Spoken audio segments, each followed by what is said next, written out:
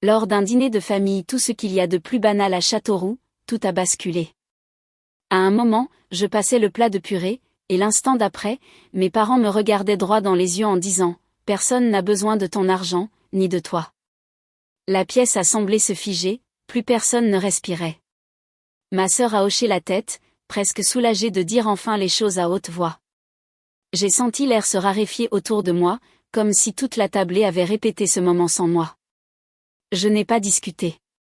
Je n'ai pas pleuré. Je suis restée silencieuse. Car même s'ils pensaient m'exclure, ils n'avaient aucune idée de ce que ce silence signifiait vraiment ni de ce que j'allais faire ensuite. Et croyez-moi, aucun d'entre eux ne l'a vu venir. J'avais l'habitude de croire que la distance était la seule chose qui se dressait entre moi et une famille normale. Vivant à Paris, travaillant de longues heures comme ingénieur logiciel à la Défense, je me disais que j'étais juste trop occupée, trop loin, trop prise par les délais pour être présente comme ils le voulaient. Mais la vérité était plus profonde, enfouie sous des années d'attente non dites et ce genre d'histoire que les familles font semblant d'oublier. Grandir à Châteauroux n'a jamais été facile. Notre petit pavillon sentait toujours l'huile de vidange des bleus de travail de papa et l'adoucissant des courtes pointes de maman. L'argent était si juste que même les murs semblaient retenir leur souffle. Je me souviens des nuits où la crise économique a frappé le plus fort. Maman chuchotant à propos des factures en retard, papa faisant les 100 pas dans le couloir, et moi faisant semblant de dormir tout en écoutant à travers les cloisons fines en placo. À l'époque, je pensais que si je travaillais assez dur, je pourrais nous sortir de cette obscurité d'une manière ou d'une autre. Chloé, ma petite sœur, avait l'habitude de se glisser dans mon lit chaque fois que les cris devenaient trop forts. Elle s'agrippait à mon bras et demandait « On ne va pas perdre la maison, hein ?» Je lui disais non, même quand je n'en étais pas sur moi-même. J'avais 12 ans, elle en avait 10, et j'ai décidé que c'était mon travail de porter ses peurs en plus des miennes. Cette promesse m'a collé à la peau. L'école est devenue mon échappatoire. J'étudiais à la lampe de poche pour ne pas la réveiller. Les professeurs m'ont poussé vers l'informatique et les classes prépa, disant que j'avais un esprit fait pour résoudre le chaos. Au lycée, je gagnais des concours de code et rêvais d'une vie plus grande que Châteauroux, une vie sans le poids des avis d'huissier ou des dîners froids mangés en silence. Quand j'ai décroché ma bourse pour une grande école à Paris, j'ai emporté plus que mes valises. J'ai emporté la culpabilité et le sentiment de laisser Chloé derrière moi, dans la tempête même dont j'avais promis de la protéger. Mais je n'ai pas disparu. Chaque salaire que je gagnais ressemblait à une nouvelle chance de réparer quelque chose à la maison. La plomberie vétuste, la toiture qui fuyait, les réparations que papa ne pouvait pas se payer. J'envoyais de l'argent discrètement, sans cérémonie, parce que c'était ainsi que l'amour fonctionnait dans notre famille. Invisible, tacite, attendu. Chloé avait des rêves, elle aussi. Une petite boutique, un endroit pour vendre ses créations, quelque chose dont elle parlait depuis qu'elle était gamine. L'aider semblait être l'accomplissement de cette promesse d'enfance d'une manière que les mots ne pourraient jamais exprimer. Un prêt par-ci, un paiement par-là, et finalement un SUV pour l'aider à gérer l'entreprise. Quelque part en chemin, cependant, la gratitude de Chloé s'est estompée pour devenir quelque chose de plus tranchant. Elle plaisantait sur ma vie de bobo parisienne ou appelait mon aide de la charité. Papa se hérissait chaque fois que je proposais de payer pour réparer quelque chose. Maman changeait de ton chaque fois que je parlais de venir en visite, comme si ma présence était un inconvénient, pas une aide. Pourtant, j'espérais que ce dîner de famille serait différent. Une chance de repartir à zéro, une chance de sentir que j'avais toujours ma place.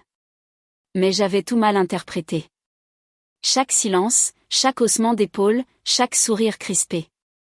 Et au moment où j'ai réalisé la vérité, les dégâts m'attendaient déjà à cette table. Au moment où je suis entrée dans la salle à manger de mes parents ce soir-là, quelque chose clochait. Pas bruyamment, pas de manière évidente, juste une lourdeur, comme si l'air avait déjà décidé de ce qui allait se passer avant même que je ne prenne place. Maman a à peine levé les yeux quand je suis entrée. Papa a fait un signe de tête raide. Chloé a décoché un sourire qui n'atteignait pas ses yeux, le même sourire répété qu'elle utilisait quand elle voulait cacher son irritation derrière la politesse. J'ai essayé de l'ignorer. J'ai posé des questions sur le travail, sur la boutique, sur comment il tenait le coup. Chaque réponse était courte, sèche, comme s'il cochait des cases dans un scénario qu'il ne voulait pas jouer. À un moment donné, Chloé a fait une remarque sur mes cheveux, tellement corporate, avec ce petit ton sournois qui donnait l'impression d'un compliment, mais qui ressemblait à une gifle. Papa a marmonné quelque chose sur le fait que j'étais trop occupée à la capitale, et maman a soupiré dramatiquement quand j'ai proposé d'aider pour quelques réparations dans la maison. Ce n'était pas nouveau. Ces petites piques mijotaient depuis des années, mais ce soir, elles étaient plus acérées, plus délibérées, et je ne pouvais pas me défaire du sentiment qu'ils avaient répété quelque chose sans moi. Le dîner a été servi, et pendant quelques minutes, tout le monde a fait semblant d'être normal. Les fourchettes raclaient les assiettes, les verres s'entrechoquaient. Chloé parlait de son magasin soutenu par la communauté locale. Ses mots étaient pointus, comme si elle réécrivait l'histoire juste devant moi. J'ai failli la corriger, failli seulement, mais j'ai ravalé mes mots. Je m'étais dit que j'étais venue pour renouer, pas pour me disputer. Puis c'est arrivé. Papa a posé sa fourchette. Le bruit était trop fort dans la pièce silencieuse. Il m'a regardé droit dans les yeux, l'expression dure, presque rancunière. Nous n'avons pas besoin de ton argent, Camille. Maman n'a pas manqué un battement. Ni de toi, a-t-elle ajouté, les mots glissant avec une aisance répétée. Pendant une seconde, j'ai juste cligné des yeux. J'ai cru avoir mal entendu. Mes oreilles bourdonnaient. Ma poitrine se serrait. La pièce a basculé très légèrement, mais alors Chloé s'est adossée à sa chaise, a croisé les bras et l'a dit. Elle a raison. Personne n'a besoin de ton argent ou de toi. Ce n'était pas un murmure. Ce n'était pas une hésitation. C'était un accord. Froid, définitif, comme si elle attendait que quelqu'un d'autre le dise en premier. J'ai regardé autour de la table, cherchant la moindre lueur de doute, le moindre signe que quelqu'un pourrait prendre ma défense. Mais chaque perdue évitait la mienne. C'est à ce moment-là que tout a cassé. Pas parce qu'ils me rejetaient, mais parce que j'ai enfin compris qu'ils avaient déjà décidé que je n'avais pas ma place. Et ils l'avaient décidé bien avant que je ne m'asseye à cette table. Je ne me souviens pas m'être levée de table. Un instant, les mots de Chloé résonnaient dans ma tête, et l'instant d'après, j'étais dehors sur le perron, respirant la nuit froide du Berry comme si elle pouvait laver la brûlure sur ma peau. L'air avait un goût d'hiver. Métallique, tranchant, le néant, comme la chaleur que j'imaginais autrefois quand je pensais à la maison. Je me suis appuyée contre la rambarde, laissant le silence s'installer. Je suis restée silencieuse, non pas parce que j'étais d'accord avec eux, mais parce que si j'ouvrais la bouche, je ne savais pas si j'allais hurler ou m'effondrer. J'ai marché jusqu'à ma voiture sans me retourner. Personne n'a suivi. Ni maman, ni papa, ni Chloé. Pendant des années, j'avais été leur fond d'urgence, leur réparatrice, leur filet de sécurité. Et maintenant, au moment où j'avais besoin ne serait-ce que d'une once d'empathie, la table entière est restée assise, comme si mon absence rendait le dîner plus facile.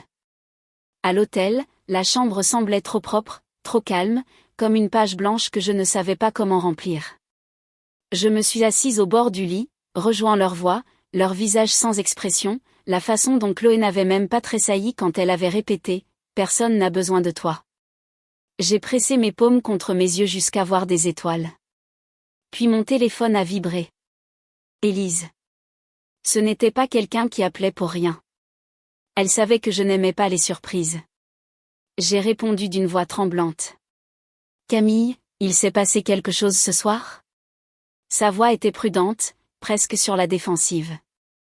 J'ai dégluti. Pourquoi ?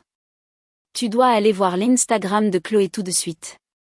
Mon estomac s'est noué. J'ai ouvert l'application, cherché la page de ma sœur, et j'ai senti la dernière goutte d'espoir se vider de moi.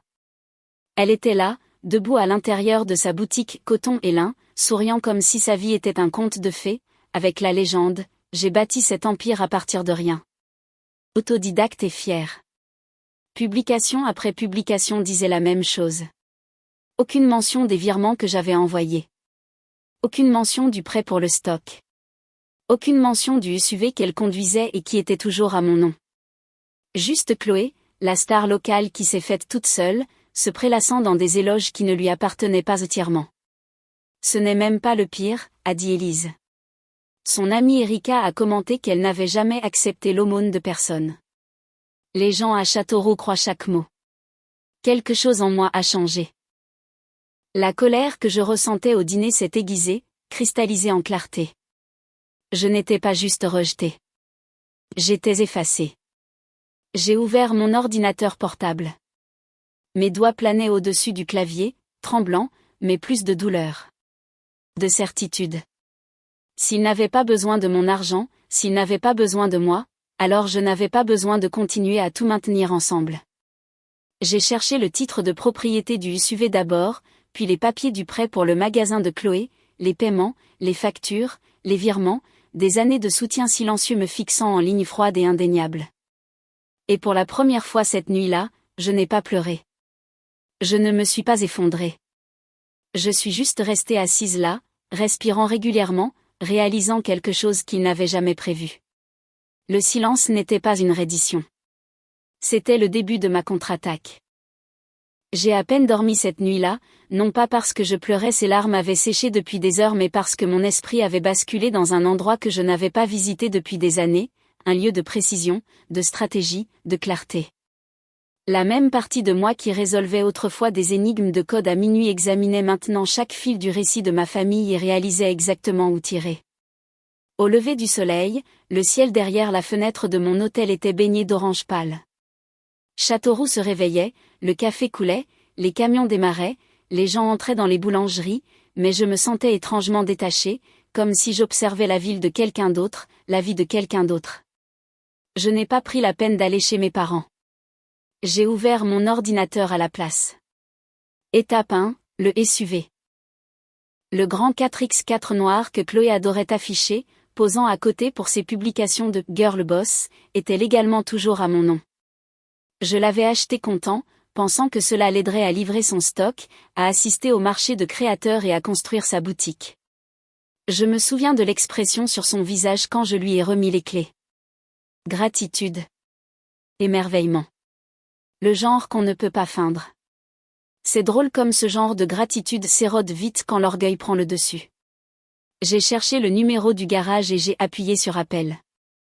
Bonjour, je dois initier une récupération de véhicule, ai-je dit fermement. Oui, je suis la propriétaire légale. Le gérant a demandé les papiers. Je les ai envoyés par mail dans la minute. Il a hésité. Voulez-vous les prévenir? Non, ai-je répondu. Récupérez-le simplement aujourd'hui. Un calme étrange m'a envahi. Pas de victoire, pas de rancune, juste une libération. En attendant la confirmation, j'ai ouvert un autre onglet. Étape 2, le prêt de la boutique. Coton et lin, l'empire autodidacte de Chloé, n'existait que parce qu'il y a des années, elle m'avait appelé en sanglotant, terrifiée à l'idée de ne jamais réaliser son rêve sans aide. Et moi, dans tout mon dévouement lié à la culpabilité, je m'étais porté caution solidaire pour un prêt assez gros pour la briser si quelque chose tournait mal. Il était temps de laisser les choses tourner mal. J'ai rédigé un mail à la banque. Je ne ferai plus les versements sur le prêt partagé. Veuillez rediriger tous les avis vers l'emprunteur principal. J'ai plané sur envoyer moins d'une seconde. Clic, les conséquences n'étaient pas de la cruauté. C'était de la clarté. Même pas 30 minutes plus tard, le garage a rappelé. Nous avons récupéré le véhicule. Juste comme ça. Un morceau de la façade de Chloé retiré. Je n'ai pas souri. Pas encore. J'ai fermé l'ordinateur et respiré le calme de la chambre d'hôtel. Il y avait une légèreté dans ma poitrine, inconnue, mais bienvenue, comme si quelque chose de lourd s'était enfin détaché. On a frappé à la porte, ce qui m'a fait sursauter. C'était Élise. Elle est entrée et a verrouillé la porte derrière elle. Camille, les gens parlent, a-t-elle dit doucement. Le SUV a été enlevé de l'allée de Chloé, et la banque l'a appelé pour des paiements manqués. J'ai haussé un sourcil. Déjà? Elle panique, elle poste des stories cryptiques, supprime des commentaires. Laisse-la faire, ai-je dit. Élise s'est assise à côté de moi, étudiant mon visage. Ça va? Vraiment? J'y ai pensé. J'y ai vraiment pensé. J'ai fini d'être son filet de sécurité, ai-je dit. Si cela brise sa façade, c'est qu'elle l'a construite trop fine.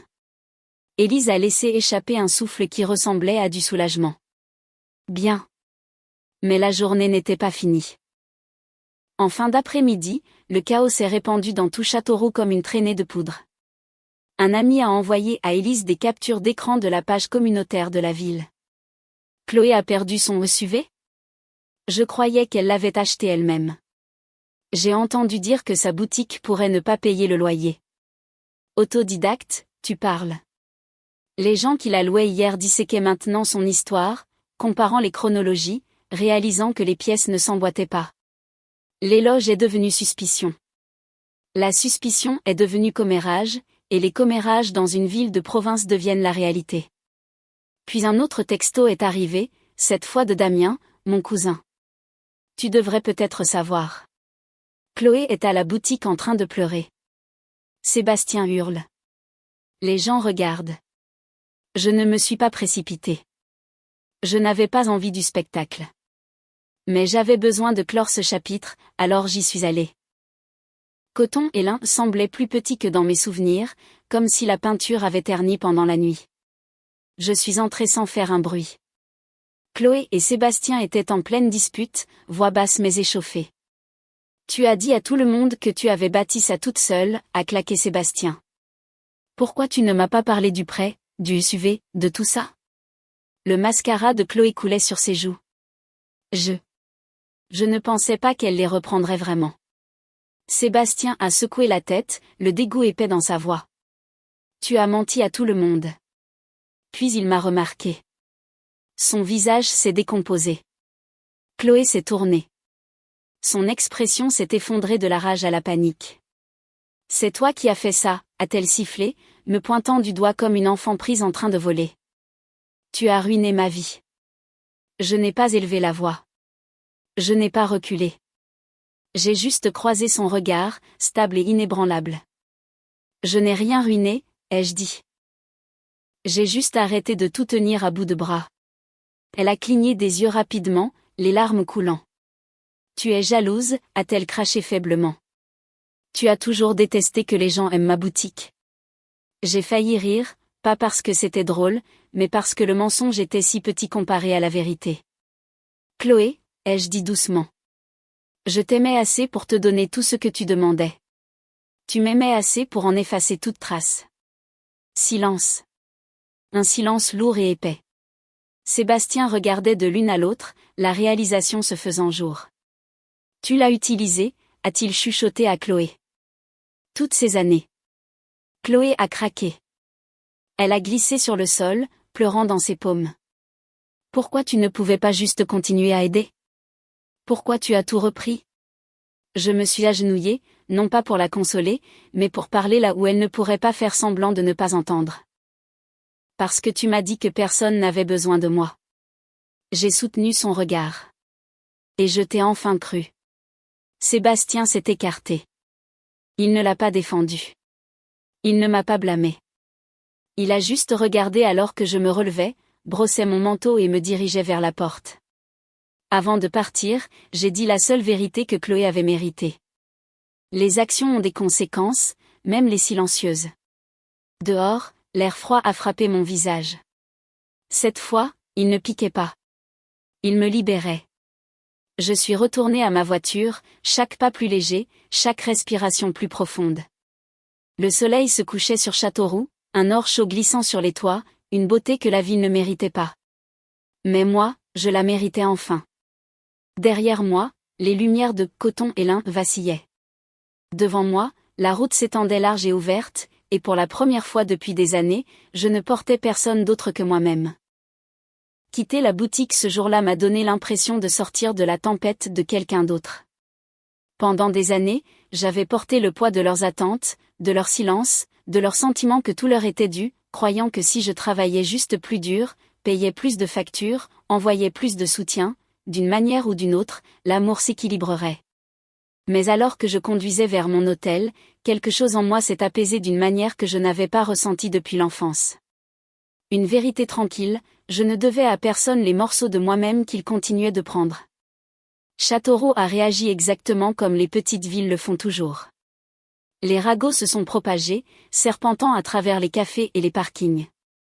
Les gens qui louaient autrefois le succès autodidacte de Chloé chuchotaient maintenant à propos du prêt, du SUV, de l'effondrement de sa boutique.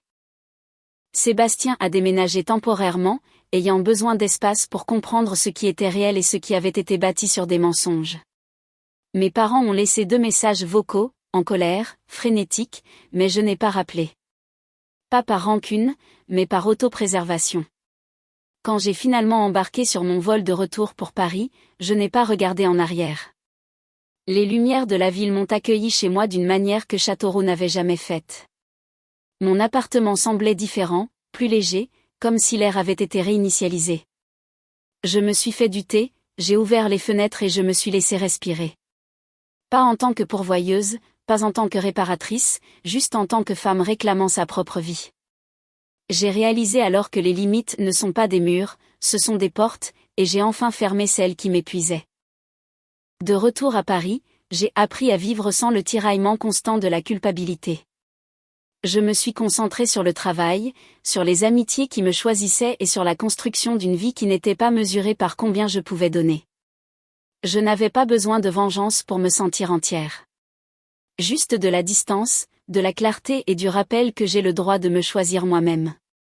Et si vous avez déjà été celui ou celle qui maintenait silencieusement une famille ensemble pendant qu'ils faisaient semblant de ne pas le remarquer, j'espère que mon histoire vous dira ceci, votre valeur n'est pas déterminée par ceux qui échouent à la voir.